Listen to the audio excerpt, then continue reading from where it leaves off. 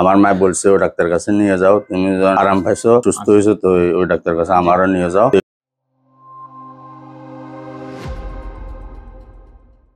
আসসালামু আলাইকুম দর্শক, আজকে আমরা কথা বলবো আবু তালেব। 55 বছর বয়স, উনি থাকেন, উনি প্রবাসী। উনি দীর্ঘদিন ধরে বাত ব্যথায় ভুগছিলেন। তার দুই হাঁটুতে প্রচন্ড ব্যথা ছিল।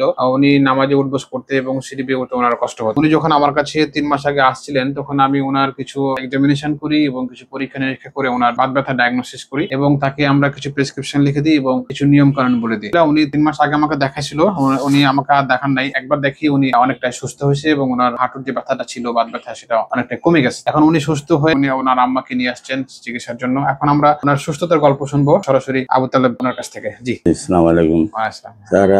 আমি আলহামদুলিল্লাহ আছি, ভালো আছি। আমি 3 মাস আগে আসছিলাম আপনার কাছে চিকিৎসা নেওয়ার জন্য। আমার হাঁটুতে প্রচন্ড ব্যথা ছিল, বাত ব্যথা, অনেক সুস্থ ভোগ করতেছি। আমার হাঁটু ব্যথা একেবারে নাই বললেই চলে। তো এখন আবার আসছি দেখানোর জন্য, যে ভবিষ্যতে পরামর্শের জন্য, যেহেতু আপনি বিদেশ চলে যাবেন, যে বিদেশ চলে যাওয়ার আগে দেখা করার জন্য আসছি। এখন আমি অনেক সুস্থ আছি আলহামদুলিল্লাহ। তো এই জন্য আমি, আমার মারও এই হাঁটুর ব্যথা ছিল, তো এই জন্য আপনার কাছে আনছি দেখানোর জন্য। আমার মা বলছে ওই ডাক্তার কাছে নিয়ে যাও, তুমি আরাম পাইছো, সুস্থ হয়েছো, তো ওই ডাক্তার কাছে আমারও নিয়ে যাও। তো এই জন্য আমি আছি আমার মা। দর্শক শুনলেন আবু তালেব মুখ থেকে, উনি উপকার পাইছেন, বাত ব্যথা থেকে উনি অনেক আরাম পাইছেন। বিধায় উনি সেই বিশ্বাস থেকে উনি ওনার আম্মাকে নিয়ে আসছেন চিকিৎসার জন্য। ওনার আম্মারও দুই শোল্ডার জয়েন্ট এবং দুই হাঁটুতে ব্যথা। তো আমরা চেষ্টা করবো, ওনার আম্মাকে আমরা দেখলাম, ওনার আম্মা কিছু পরীক্ষা নিরীক্ষা দিচ্ছি, সে ডায়াগনোসিস করে আমরা তাকে প্রেসক্রিপশন করে দেবো।